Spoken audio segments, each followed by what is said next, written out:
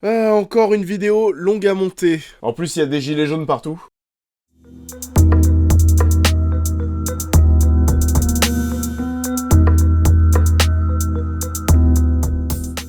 Bonjour à tous, vous n'êtes pas sans savoir que la chaîne a fait une petite pause ces dernières semaines. Donc on est passé à côté de pas mal de films. Chose que nous allons réparer maintenant, comme à mon retour de vacances cet été. Et aujourd'hui on va revenir sur 10 films. 10 films qui sont sortis en novembre et en décembre. De manière assez rapide pour que la vidéo ne dure pas 30 minutes non plus. Et bien sûr comme la dernière fois, je garde mon petit coup de cœur pour la fin de la sélection. Et on ne va pas perdre de temps, on commence. Sale temps à l'hôtel El Royal et ça commence à faire longtemps puisque c'est sorti tout début novembre. Alors ce film c'était moyennement bien. En fait ce que je lui reproche surtout c'est d'avoir été en partie ce qu'il n'aurait pas dû être. Il aurait dû rester absurde, drôle, etc. Mais je ne sais pas, d'un coup les mecs se sont dit que leur film devait se prendre au sérieux. Et là ça marchait beaucoup moins bien. Il aurait dû rester dans le même ton que le tout début du film et d'ailleurs même la toute première scène qui était vraiment géniale. L'introduction était drôle, bien foutue avec cette caméra fixe et tous ces petits cuts qui parfois faisaient avancer l'action de 3 secondes mais qui donnaient du rythme et apportaient aussi beaucoup d'humour. C'est le genre de film qui me fait un peu marrer, on va avoir tous ces personnages comme dans un Cluedo, tous ces personnages un peu clichés. Il y a un intellectuel, un prêtre, une chanteuse, un policier, enfin bon, vous voyez le délire. Et au-delà de tout ça, on a du mystère, une petite enquête, et on se sent concerné à chercher aussi qui est qui sont les gens qui sont finalement cool, et qui sont les enfoirés. Mais non, comme je le disais, le film va commencer à un moment à vouloir devenir sérieux, et ça va le rendre long, voire même très long. Et le final, on part sur du flashback, du Deus Ex Machina dans tous les sens, enfin bon, ça devient n'importe quoi. Donc oui, pour résumer Sale temps à l'hôtel El Royal, c'est un projet qui aurait dû rester drôle, absurde, et qui est parti en couille à avoir voulu devenir sérieux. On parle quand même d'un hôtel partagé entre deux états, et c'est dommage en plus parce que le casting était super cool, et je ne savais pas qu'il y avait Dakota Johnson dans le film, que je n'avais pas vu depuis 50 nuances plus sombres. Et bon maintenant ça lui colle un petit peu à la peau, mais dès que je la vois, je pense forcément à cette réplique. Ok, je veux bien dîner avec toi ce soir, parce que j'ai faim. C'est très dur. On passe maintenant à Les Chatouilles. Alors là, j'y suis allé sans rien connaître du film. Je n'avais pas vu les bandes annonces. J'avais juste pas mal de connaissances qui m'avaient dit d'y aller parce que c'était bien. Du coup, je suis rentré dans la salle en ayant vu simplement l'affiche et je me suis dit que ça allait être tout mignon. Il y a un gentil monsieur qui a l'air de faire rire une petite fille dans une piscine, enfin bon, ça a l'air cool. Et bah, au bout de 2 minutes, je me suis rendu compte que je m'étais embarqué dans une histoire de pédophilie. Et que les chatouilles à proprement parler, ce n'était pas ce geste qui servait à faire rire les gens. Et je me suis retrouvé con, mais ça fait du bien d'arriver encore aujourd'hui à aller au cinéma sans avoir vu 2, 3, 4 bandes annonces, et donc d'encore arriver à être surpris et de te prendre quelque chose en pleine gueule. Parce que oui, Les Chatouilles est un excellent film. Un film fort, un film sensible, plutôt viscéral, où nous allons suivre Odette, qui doit reconstruire sa vie après avoir été victime de pédophilie étant petite. Le film est super fort, super bien écrit, et vous ne ressortirez pas de la salle indemne. Parce que ce sont des situations qui malheureusement arrivent tous les jours, et qu'il est compliqué d'être insensible à ça. Et donc forcément, vous plongez très facilement dans cette histoire pour vous laisser porter jusqu'au message final de l'œuvre. Un petit mot sur les acteurs qui sont tous excellents, que ce soit Andrea Bescon, Gringe ou encore Clovis Cornillac. En fait, tout a l'air hyper naturel et on sent que les acteurs se sont vraiment sentis concernés par ce film et qu'ils avaient envie de le faire pour porter ce message qui est très fort. La mise en scène est super intéressante et on a toutes ces scènes où on a Odette adulte qui raconte son passé. On voit à l'image Odette quand elle était petite avec le connard qui la touche, on va le dire comme ça. Et à la fin de ces scènes, nous avons en quelque sorte une projection d'Odette adulte à l'image qui rejoint ses souvenirs. En termes de mise en scène, c'est intéressant, mais ça apporte aussi beaucoup d'émotions, parce qu'elle est directement confrontée à son traumatisme. Je vous conseille bien sûr Les Chatouilles, c'est un des films français de 2018 qui m'a mis une baffe. Troisième film, Millennium, ce qui ne me tue pas. J'aime beaucoup Millennium, que ce soit la saga suédoise, mais aussi l'œuvre de Fincher, et d'ailleurs on attendait tous la suite de ce dernier, mais ce n'est pas arrivé. Au final, on se retrouve avec un nouveau Millennium qui n'est pas une suite, pas un reboot, on ne sait pas trop ce que c'est. C'est l'adaptation du 4e livre suédois, on part sur un nouveau casting et enfin voilà, on en est là. Et bon déjà, vu le petit bordel que c'est et comment le film a du mal à se positionner, vous imaginez bien que ça puait un peu du cul niveau com et que le projet avait tout pour bider. Ça n'a pas loupé, Millennium n'a pas trouvé son public en salle et en plus de ça, le film n'est pas bon. Enfin pas bon, tout est assez insipide en fait. C'est vraiment l'un des films que je suis allé voir cette année et en sortant de la salle j'étais en mode Osef total. Il n'y a pas forcément 10 000 choses qui m'ont semblé mauvaises mais c'est juste Osef, c'est hyper classique. J'avais plutôt hâte de voir ce qu'allait allait donner Clairefoy en Lisbeth Salander. Mais ça ne le fait pas forcément, elle ne dégage pas ce que pouvaient dégager Noomi Rapace et Rooney Mara dans le même rôle. Le rythme du film est assez lent et enfin bon, pour moi ça m'a paru assez long. Même si on a pas mal de scènes d'action, mais elles sont tellement peu intéressantes que c'était encore plus chiant que le reste. D'ailleurs même à ce niveau, nous avons aussi un peu changé de genre, dans le sens où les Millennium pouvaient être plutôt des polars sombres, là où ici on va presque se diriger vers le genre action-espionnage. Millennium n'est déjà quasiment plus distribué et est un énorme échec commercial. Rien d'étonnant et bon, même si je vous avais fait une review quelques semaines plus tôt, je ne vous l'aurais pas conseillé tant le spectacle proposé est fade. La balade de Buster Scruggs, film des frères Cohen sur Netflix. Ça fait bizarre d'entendre ça, mais ouais, on commence vraiment à avoir de gros réalisateurs qui commencent à se diriger vers Netflix. Pour toutes sortes de raisons, dont des raisons financières j'imagine parfois, donc on se dirige petit à petit vers la plateforme de streaming. La balade de Buster Scruggs est un western divisé en plusieurs petites histoires. Et c'est dommage parce que j'ai adoré le début du film et donc les deux premières histoires, mais ensuite oui, plus on avançait, plus je sortais petit à petit du délire. C'est disponible directement sur Netflix et je vous invite vraiment à aller voir la première histoire et donc les 20 premières minutes du film. Ces 20 premières minutes qui sont excellentes, qui sont super drôles et super surprenantes. Et vraiment, je pèse mes mots, mais j'étais tellement en folie devant le début du film que si le tout avait été dans le même délire, je pense que je l'aurais mis facilement dans mon top 3 des films de l'année. La seconde histoire aussi est bien avec James Franco qui doit réaliser un braquage, donc vous pouvez même aller un peu plus loin et mater les 35-40 premières minutes du film. Ensuite, si vous avez envie de voir le reste, et bah allez-y, moi personnellement ça a commencé à me sembler un peu long. Le film est bon que ce soit dans son écriture mais aussi dans sa réalisation et sa mise en scène, avec toutes ces histoires qui vont avoir un code couleur, un étalonnage différent. Mais oui, encore une fois, je vous pousse à aller voir le début du film et à aller voir les deux premières histoires qui sont vraiment excellentes. Parce que ça vaut le coup de prendre quelques dizaines de minutes et de s'arrêter dessus. Tim Blake Nelson interprète le fameux Buster Scruggs et sa prestation en début de film est excellente, vous devez voir ça. Donc oui, pour ma part, ça partait bien au début mais ça n'a pas tenu sur la longueur. Le nouveau film de Steve McQueen, Les Veuves, que l'on retrouve 4-5 ans plus tard après l'excellent 12 Years a Slave, Oscar du meilleur film en 2014. Oscar plutôt mérité d'ailleurs. Et peut-être que ça vous surprendra, mais Les Veuves était le projet que j'attendais le plus en cette fin d'année. Parce que oui, Steve McQueen, mais aussi au vu du projet et du casting de ce que nous vendaient les bandes annonces, et ce film avait tout pour être un projet intéressant qui allait se retrouver aux Oscars 2019. Est-ce que ce sera le cas ?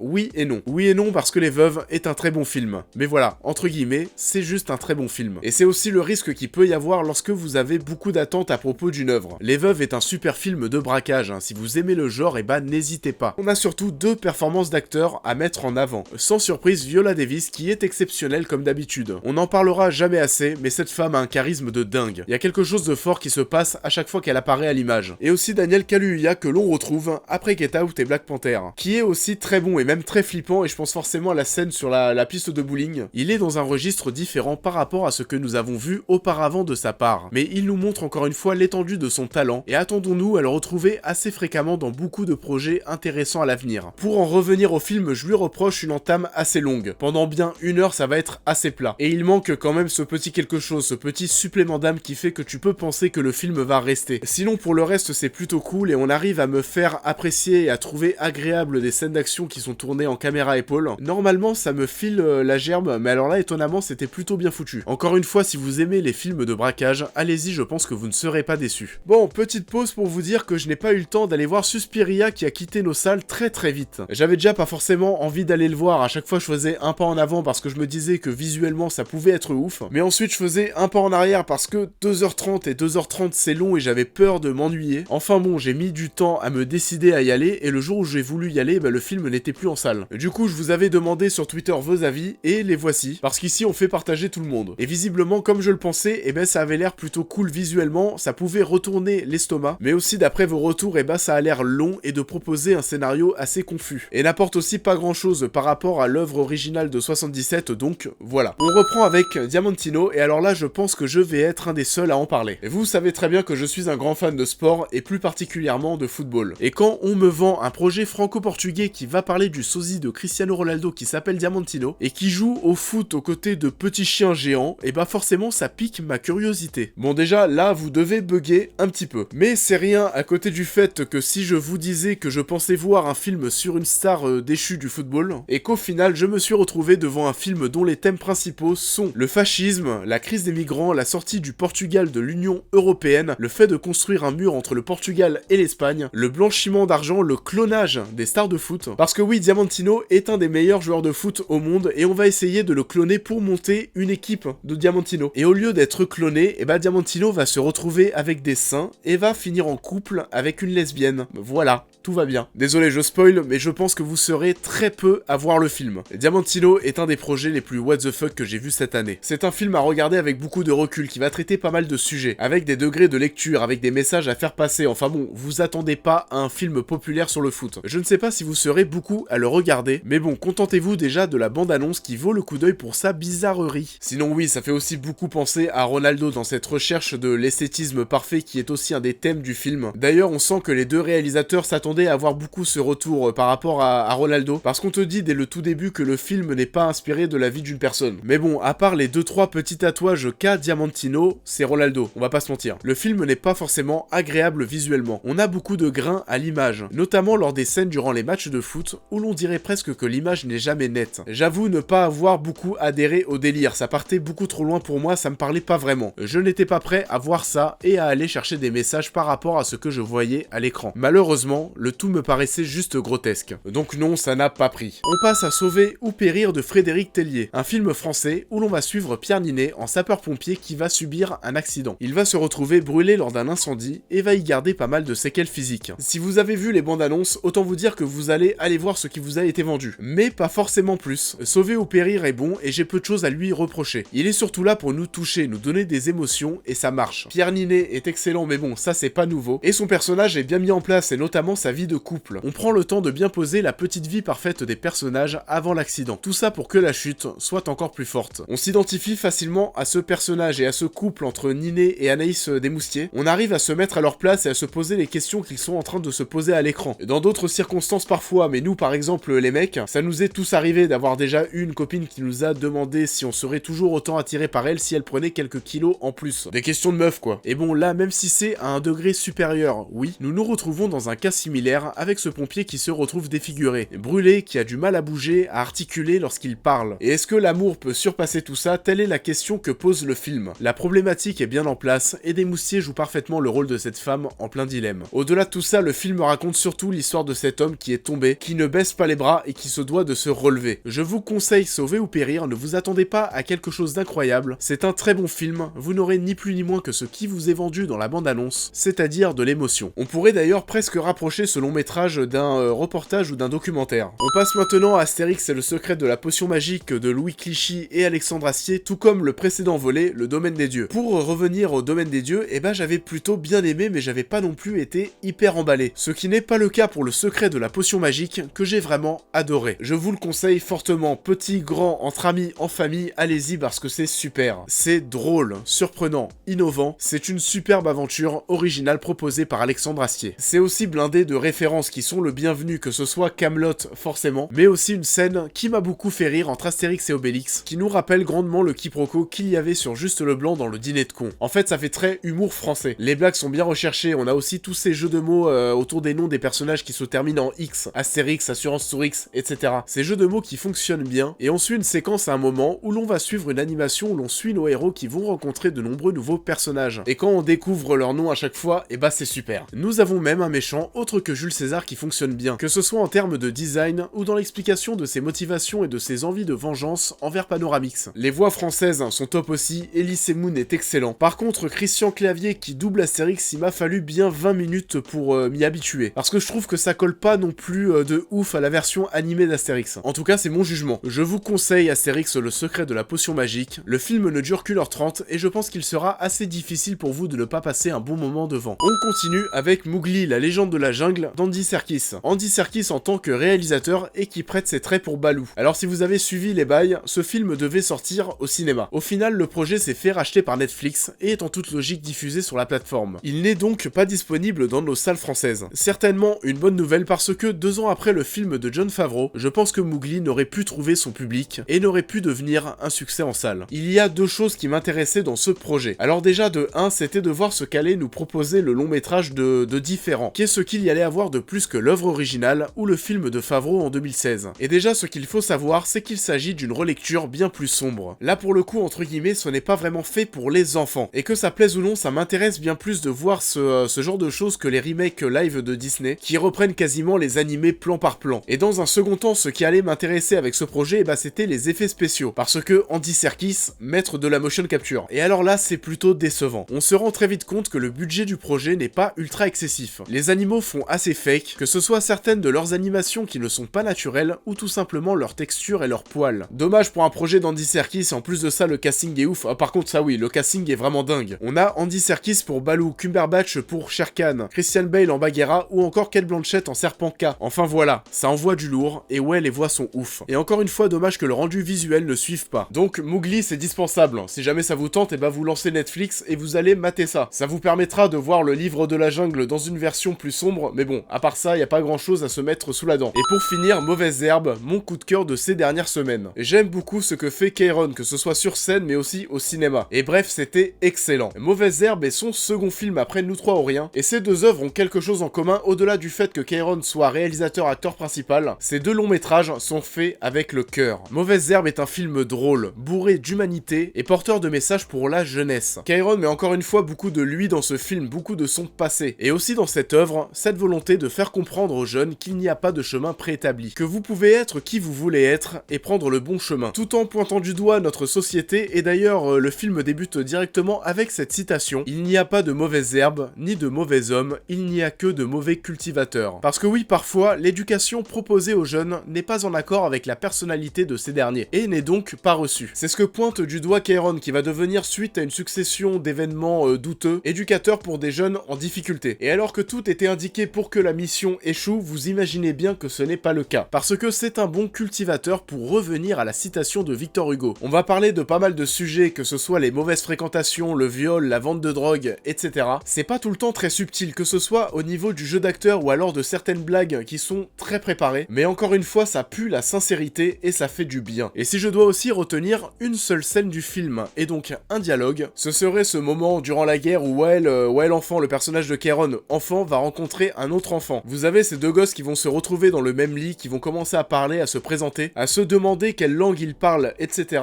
Et vous avez l'autre enfant, donc pas le personnage de Wael, qui va dire qu'il sait parler le français. À un moment, vous allez avoir Wael qui va dire à l'autre enfant que sa famille a été tuée par des musulmans. L'autre enfant va lui répondre que la sienne a été tuée par des juifs et des chrétiens. Là, vous allez avoir un petit blanc et l'autre enfant va dire à Wael: est-ce que tu veux que je t'apprenne le français? Parce que le français est une langue qui nous rassemble, qu'importe les religions, qu'importe qui vous êtes. Et ce dialogue représente à lui tout seul ce que la France est et ce qu'elle doit être. Mauvaise Herbe est encore en salle actuellement et je vous conseille d'y aller vite si ce n'est pas déjà fait. C'est aussi un film à voir seul, entre amis, en famille, qu'importe. Vous passerez un bon moment devant cette œuvre fait avec beaucoup de sincérité et de bonne volonté. En plus de ça, Kairon a réussi à s'entourer de Catherine Deneuve et d'André Dussolier, pas dégueu. On a un final qui est assez intéressant dans son montage et en plus de ça qui est surprenant. On parle souvent de cinéma français sur la chaîne et vous savez très bien ce que je pense de toutes ces mauvaises comédies populaires françaises. Et c'est important d'aller soutenir ces comédies qui sortent un petit peu du lot, donc vraiment, encore une fois, n'hésitez pas. Bon, voilà, il va falloir monter tout ça. Et il commence à être tard, je vais encore pas dormir de la nuit, putain, fait chier.